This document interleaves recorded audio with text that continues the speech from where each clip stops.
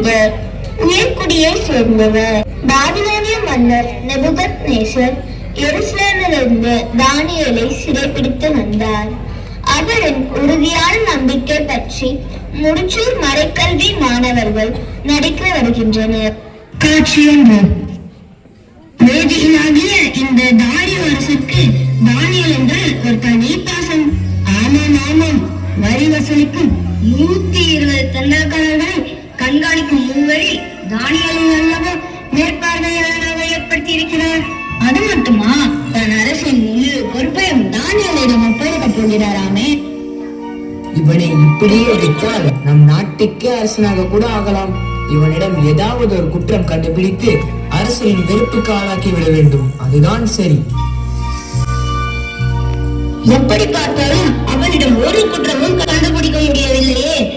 மிகவும் நேர்மையாளராக இருக்கிறானே. இந்த தானியேலுக்கு எதிராக அவருடைய கடவுளின் சட்டத்தை பின்பற்றுவதில் தவிர வேறு எதிலும் அவன் மீது குற்றம் காண முடியாது. தங்களுக்குள் கூடி பேசி அரசரை காண செல்கின்றனர். அரசே, அதிகாரிகள், தண்டல்காரர்கள், அமைச்சர்கள் அனைவரும் கலந்து ஆலோசித்து கூறுவது 30 நாள் வரை அரசராகிய உண்மை தவிர வேற எந்த தெய்வத்திடமோ மனிதனிடமோ யாதொரு விண்ணப்பமும் செய்கின்ற எந்த மனிதனும் சிங்க குகைக்குள் தள்ளப்படுவான் என்று நீ சட்டம் போட வேண்டும். இப்பொழுதே தடய தீர்வை எழுதி கையெழுத்திடும். அப்பொழுதுதான் மற்ற சட்டங்கள் போல் இதுவும் மாறாதிருக்கும். அப்படியே ஆகட்டும். சொல்லப்படுவது என்னவென்றால் 30 நாள் வரை அரசரை தவிர வேற எந்த தெய்வத்திடமோ மனிதனிடமோ யாதொரு விண்ணப்பமும் செய்கின்ற எந்த மனிதனும் சிங்கக்குகைக்குள் தள்ளப்படுவான். காட்சி 2. தானியேல் இதை அறிந்திருந்தும் தன் வீட்டு மேலறையில் பலவடிகள் வழியாக எருசலேமை நோக்கி தனது வழக்கப்படி நாள்தோறும் 3 வேளையும் தம் கடவுளுக்கு முன்பாக முழந்தாளில் இருந்து மன்றாடி நன்றி செலுத்தினார். முன்பே கூடி பேசியிருந்தது போல் அமைச்சர்கள் உள்ளே நுழைந்து தானியேல் தம் கடவுளிடம் மன்றாடுவதை கண்டார்கள். இதை பாருங்கள், இதுதான் நல்ல சமயம். அரசரிடம் சொல்லுவோம், வாருங்கள். காட்சி 3. அரசரே, நீர் ஒரு சட்டம் விதித்தீர் அல்லவா? ஆமாம், மேதியர் பாரசீகரின் சட்டங்கள் மாறாதிருப்பது போல் இதுவும் மாறாததே. யூதாவில் இருந்து சிறைப்பிடித்து வரப்பட்ட தானியேல் உம்மை மதியாமல் உம் தடை உத்தரவை மீறி நாள்தோறும் 3 வேளையும் அவனுடைய கடவுளை நோக்கி வேண்டுதல் செய்கிறான். உம் ஆணைப்படி அவனை உடனே சிங்க குகைக்குள் தள்ள உத்தரவிடுங்கள்.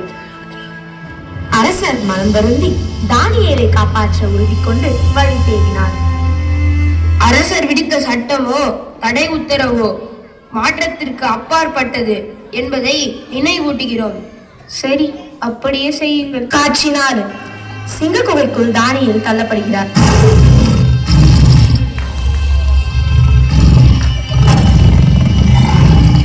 தானியேல், நீ இடைவிடாமல் வழிபடும் உன் கடவுள் உன்னை விடுவிப்பாராக.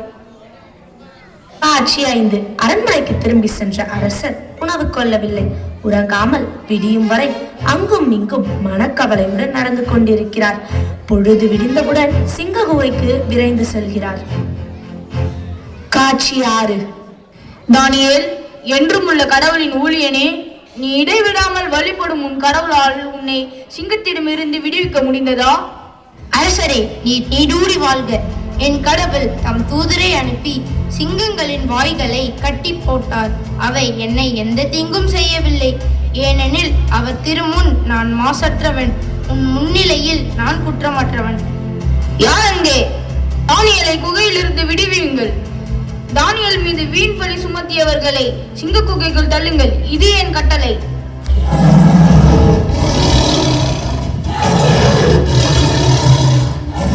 தானியேல் 6:23. தானியேலுக்கு யாதொரு தீங்கும் நேரிடவில்லை, ஏனெனில் அவர் தம் கடவுளை உறுதியாக நம்பினார் என்று வாசிக்கிறோம். நாமும் இறைவன் மீது உறுதியான நம்பிக்கை கொண்டு